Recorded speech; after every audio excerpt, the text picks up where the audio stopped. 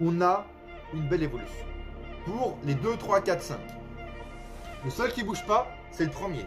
Et si vous avez vu ma vidéo du mois de décembre, vous savez de qui je parle.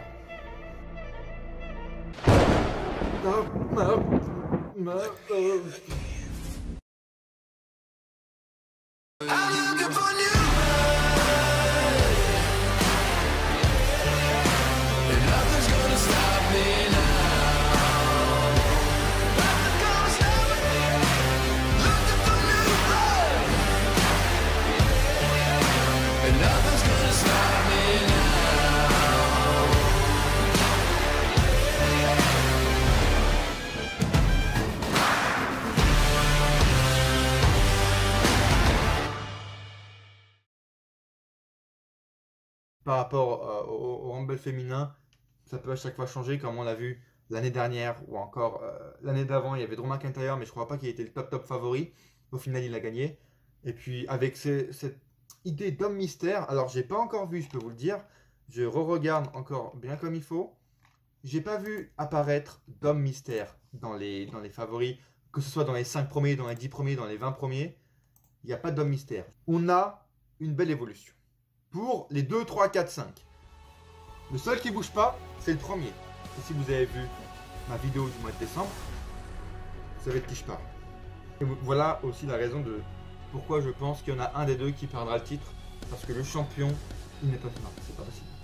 Avec toute la hype qu'il y a autour, le fait que ce soit le Rumble, du retour des fans, parce que l'année dernière on n'en a pas eu, c'est pas possible qu'il fasse en même temps conserver le titre à Brock Lesnar et lui faire gagner le titre. Je n'accepterai pas ça. Parce que Brock Lesnar, les gars, arrive 3 fois en deuxième position avec des codes très serrés, genre 3 sur 1, 4 sur 1, et 3 fois également en première position. Ce qui est assez inquiétant, et ce qui me fait dire qu'il y aura une couille avec Roman Reigns.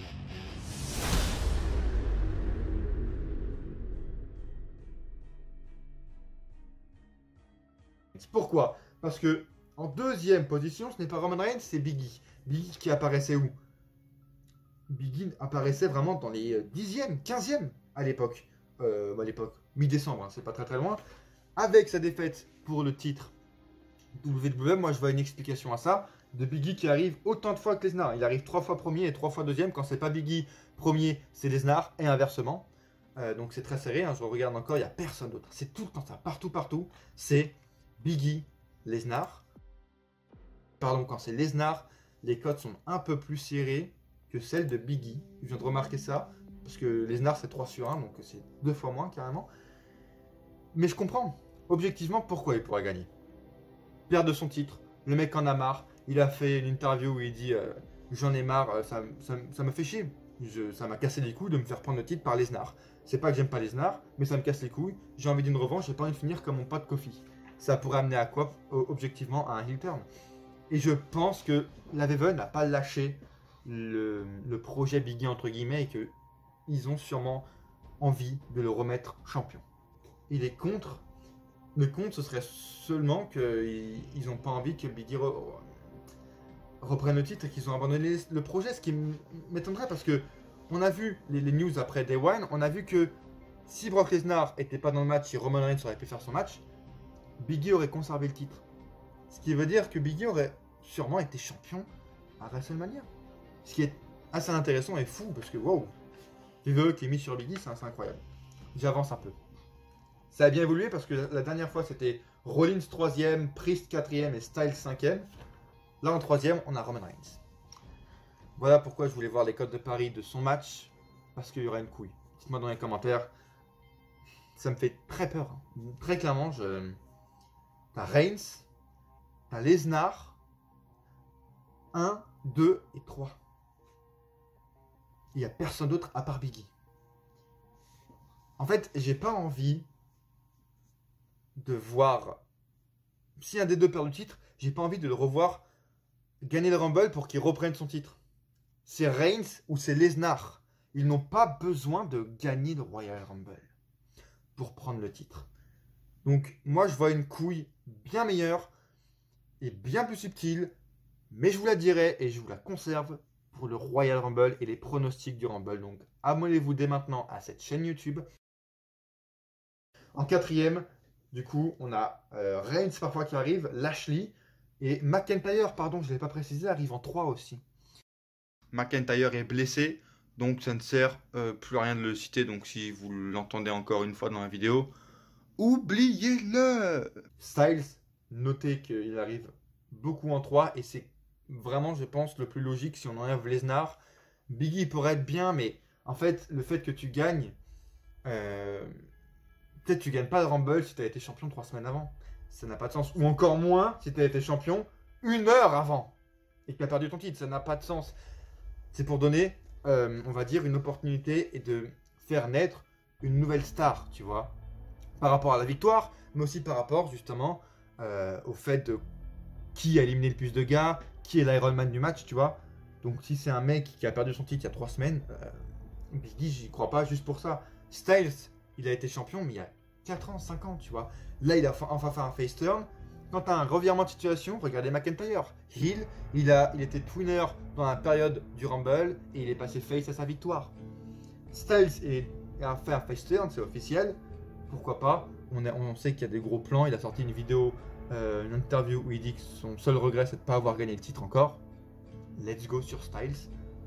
Moi, je suis très optimiste et objectivement, je trouve que c'est un gars très légitime. Et de toute cette liste, pour l'instant, c'est Styles qui me donne le plus envie. Alors, j'ai noté quelque chose. Alors, je vais revérifier. Hein, pardon. Ah.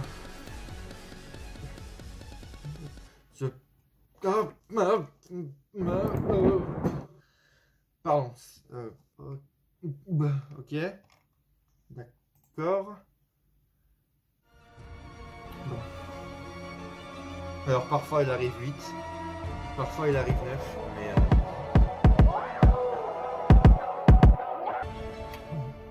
Oui. Si ce n'est pas Roman Reigns qui gagne le Rumble, les amis, The Rock arrive numéro 5. Et pourrait potentiellement être l'un des top favoris du Royal Rumble à remporter le match pour aller affronter Roman Reigns et Brock Lesnar pour un match triple menace. Mais bon, bref, si ce n'est pas Lesnar ou Reigns, le gagnant du Rumble peut toujours avoir un lien avec eux parce que ça peut être The Rock. Et honteux. Alors, encore une fois, ça montrerait l'illogisme et le fait que WWE ne comprend rien, ne comprend plus rien à son propre show qui est le Royal Rumble en fait. Donc évidemment que je n'espère pas ça, parce qu'il n'a pas besoin de ça, parce que ça ne sert à rien pour lui, et parce que le Rumble, ça gâcherait une année de plus. Parce que on s'en souviendra comme un échec, c'est le vainqueur qu'on retient. McIntyre, ok, le Rumble 2020 était incroyable, c'est une exception, mais même si McIntyre n'aurait pas gagné, tu vois, on l'aurait retenu, mais un peu moins que si McIntyre avait gagné, parce que c'est celui qu'on voulait, tu vois. Là, je suis pas d'accord. On va se rassurer en se disant que celui qui arrive en 5ème des fois et en 4ème parfois, rassurons-nous, c'est Omos, le sauveur. Omos, il va faire le plus d'éliminations et il va gagner le Rumble. C'est pas une prédiction, c'est un spoiler. Ça rime en plus. Omos va éliminer The Rock, hein? Oui. Et Omos va gagner le Rumble à la place du Rock. C'est beaucoup plus rassurant dans ce cas-là, bien sûr. Donc clairement, les 5 noms qu'on doit retenir ici, avant que je vous présente les autres noms qui peuvent être surprises, c'est Brock Lesnar, Biggie, qui sont 1 ou 2, et très clairement, à l'heure actuelle, c'est un des deux qui gagne, donc ça prouve qu'il va se passer quelque chose avec Lesnar. Et Reigns, parce que Reigns arrive en 4ème et souvent en 3, et Lashley, McIntyre, Styles, c'est le duo 3ème, et parmi ces 3-là, Lashley arrive 1 fois, McIntyre 3 fois, et Styles aussi 2-3 fois. Donc on ne peut pas trop les départager. Et en 5ème, c'est Omos. C'est Omos. Omos en 5ème, d'accord? Beaucoup plus rassurant. On a des Rollins qui se lâchent par-ci, par-là. Et puis après, ouais, voilà, c'est les noms qu'on a. On n'en a pas plus. On n'a pas de. On a des Cena, Edge, mais qui arrivent plus loin. Des Kevin Owens, malheureusement, ce ne sera pas pour lui cette année. Et par rapport aux noms que j'avais sortis la dernière fois, par exemple, Samoa Joe. Il apparaissait même pas dans les codes de Paris la dernière fois. Là, il est même. Ah. Merci pour tes services, Samoa Joe. On te vire comme une grosse merde. Drew Gulak, tout ça aussi, ça, bon, après passer la blague, il n'y a aucune chance qu'il gagne. Voilà, pour vraiment être maintenant legit, on peut garder par rapport à ce que j'ai dit la dernière fois, ni Owens ni Cesaro en fait. J'avais dit Owens, Cesaro et Joe à surveiller. Non, les 3 Cesaro Owens arrivent 15, 20, 30e, ça ne sert plus à rien.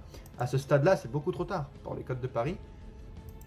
Et les noms, justement, un peu genre surprise qu'on peut retenir, pas pour gagner, mais pour être en surprise par rapport justement à l'homme mystère, etc. D'abord, juste vous dites-moi ce que vous en pensez dans les commentaires, vous demandez votre avis dans les commentaires maintenant pour toute la storyline Reigns, Lesnar. Est-ce que vous pensez qu'il y aura quelque chose? Est-ce qu'un des deux va gagner le Rumble? Parce que pour moi, c'est sûr en fait. Lesnar et Reigns sont toujours 1, 2 ou 3, voire 4. Mais ils occupent toujours les 4 places à eux deux.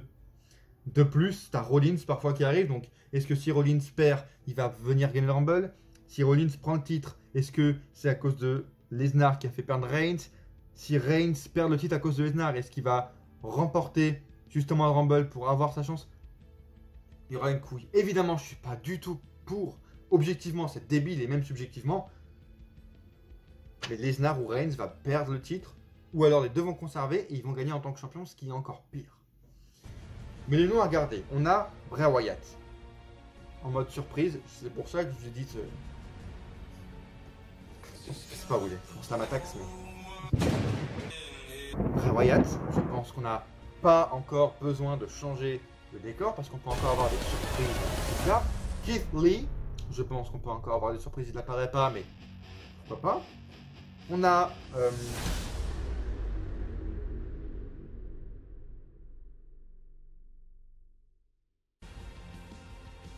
Gable Stevenson qui, dans les codes de Paris, Wyatt est 15e. Hein. Il est vraiment encore ici, tu vois, il est présent. 15, 20e, allez 20e. Et t'as Gable Stevenson qui, partout dans les codes de Paris, est toujours derrière Bray Wyatt à la même cote, tu vois. John Cena, bien sûr, pas pour une victoire, quoique ça me ferait... Allez, ça pourrait raconter une belle histoire. Mais pour faire son retour, ce qui est bien assez stylé quand même. Finn Balor, Matt Riddle. Matt Riddle, il y a peut-être un plan du fait qu'il affronte Orton et qu'il ait perdu les titres, mais je pense justement qu'il va s'arrêter à affronter Orton en 1v1 à WrestleMania. Et c'est déjà très bien. Voilà. Puis sinon, au niveau des choix de Vince, parce que c'est important, moi j'en vois un. Très clairement, c'est Austin Theory. Parce qu'il ne faut pas oublier que c'est Vince McMahon qui a toujours le dernier mot. Bruce Pritchard peut dire A, Kevin Dunn peut dire B, mes couilles peut dire C. Vince va dire non, je vais créer une nouvelle lettre parce que je vous emmerde et je vais dire Austin Theory. Qui est pris, tu vois, sous l'aile de Vince, qui est un storyline avec Vince McMahon, ce qui est incroyable pour lui. Et ce qui est très cool, je trouve que pour créer une nouvelle star, assumez, mettez Austin Theory champion. Et vous savez, même dans le kayfabe, ils assument le fait que c'est VVE, c'est Vince McMahon lui-même qui va faire gagner Austin Theory par triche ou quoi. Même en mode kayfabe, moi ça me plairait bien. Si on peut créer une nouvelle star, je suis ok. Même si je pense que c'est un peu trop jeune, il est un peu trop jeune et rookie pour aller quand même challenger les Lesnar, voire même des Biggie ou quoi, c'est beaucoup trop tôt. Mais s'ils assument, allons-y gaiement. Omos peut très clairement faire la différence parce que il aime les Big Sweaty Men. Qu'on le veuille ou non, il a fait le pire match apparemment que AJ Styles n'a jamais fait un live event et un Raw, je l'ai pas vu. Mais il peut très bien choisir parce que il peut faire face à Lesnar physiquement. Ouais, mais ton pote il sait pas faire un single-less bottom crab, il sait pas faire une chute comme il faut. Il sait pas faire tu vois, une prise de tête, une prise de bras, un collier de bras, un collier de tête. Bref. Ça sert à rien quoi. Mais faut le prendre en compte les amis. Moi en tout cas ce que je vais vous demander c'est dans les commentaires de faire vos pronostics. Qui vous hype le plus? Vous croyez-vous à ces cotes de Paris à 2 semaines du Rumble, sachant qu'elles commencent vraiment à se confirmer je pense. Et que voyez-vous comme couille avec Lesnar et Reigns? Parce qu'il y aura une putain de couille avec Lesnar et Reigns, c'est obligatoire. Je vous remercie d'avoir suivi cette vidéo. On se retrouve pour les cotes de Paris à quelques jours du Rumble bien sûr. Les pronostics du Royal Rumble, il faut s'abonner pour ça. Merci de laisser un like encore une fois, c'est vous qui allez faire survivre la chaîne, je vous le rappelle. Intro spécial qui arrive pour le Rumble, qui sera copyrighté. Donc j'ai besoin de votre aide en likant la vidéo et en vous abonnant. Vous abonnez parce qu'il y a des vidéos qui arrivent pour la route vers le Rumble. J'espère que vous allez apprécier. Suivez-moi sur Insta et Twitter pour avoir des sondages, c'est vous qui choisissez certains thèmes, etc. de vidéos. Je vous remercie de me suivre là-dessus pour avoir le plus d'infos possible. Et puis à coup sûr, on se retrouve dans une prochaine vidéo. Ou pas, si on se fait manger par Homos, parce que Homos c'est le meilleur. Ou pas.